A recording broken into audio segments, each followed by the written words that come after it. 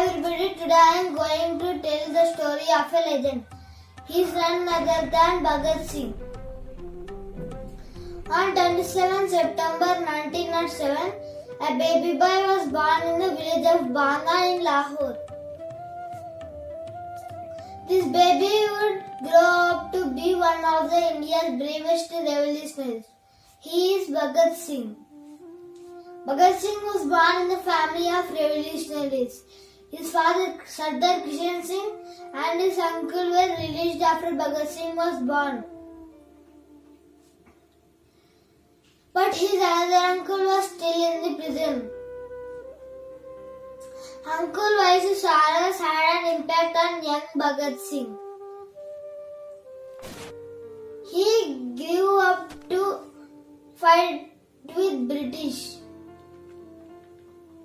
Even as a child, he dreamed of freedom.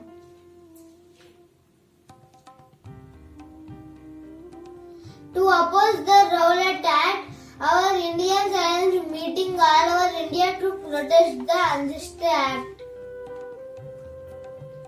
One such gathering held at Amritsar. Jallianwala Bagh ended in a brutal manner on 30th April 1919. General Dyer forces opened fire on unarmed people, killing hundreds. After this horrific incident, Bhagat Singh visited Jallianwala Bagh and he brought back some blood-soaked soil, believing this will inspire me to sacrifice everything for the nation's freedom. Then he visited Kanpur and joined in Hindustan Republic Association to work and educate the people about the urgency of freedom. When the Simon Commission was appointed by the British to study the political situations in India, Indians across the country were furious because there was not single Indian representative in the commission. On October 30, 1928, Lala Lajpat Rai led the youth protest on Simon Commission, saying, Simon go back and India for Indians. Britishers started lathi charge on protesters. In this movement, Lala Lajpat Rai was beaten to death. Lala Lajpat Rai's death had a great influence on Bhagat Singh. So Bhagat Singh took promise to take revenge on Britishers. So he and his friends Rajguru Sukhdev went to kill Scott, but mistakenly they shot dead the British officer Saunders. British police was hunt on for Bhagat Singh and his friends. Bhagat Singh escaped cleverly by cutting his hair and removed his turban to not identify by the British and disguised himself as a rich man. Finally, he reached Kolkata and met Jatin Das to learn how to make bombs.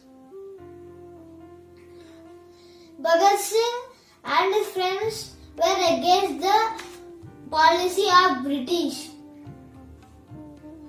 Bhagat Singh threw fake bombs in the assembly and started giving slogans as Inqilab Zindabad, Inqilab Zindabad. And then they threw some leaflets and surrendered themselves to police. His plan was to use the court as a platform to tell more about India's independence. When they were in jail, they went on hunger strike for 60 days, demanding the same treatment, food and facilities given to British prisoners. After a few days, Bhagat Singh's lawyer visited to jail to inform the judgment given by Sharna's murder case that Bhagat Singh, Rajguru Sukhdev were to be hanged to death.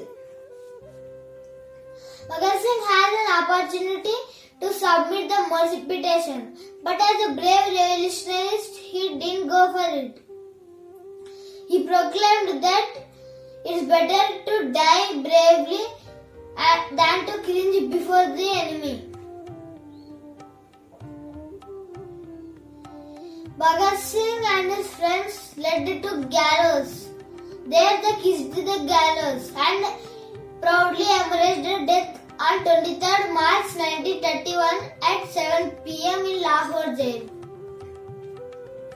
Their bodies were taken to Firzapur near the banks of Sadlej.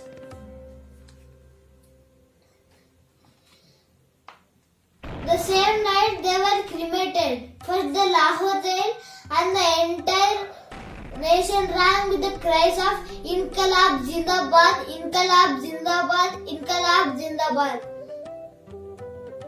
The fighting spirit of Bhagat Singh inspired millions around the nation to follow in his footsteps and witness the freedom.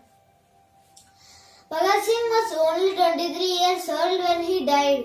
He didn't sacrifice his life, but also he gave his entire future to the birth of our nation. So he is entitled as Shahid, which means the great soul. Jai Hind.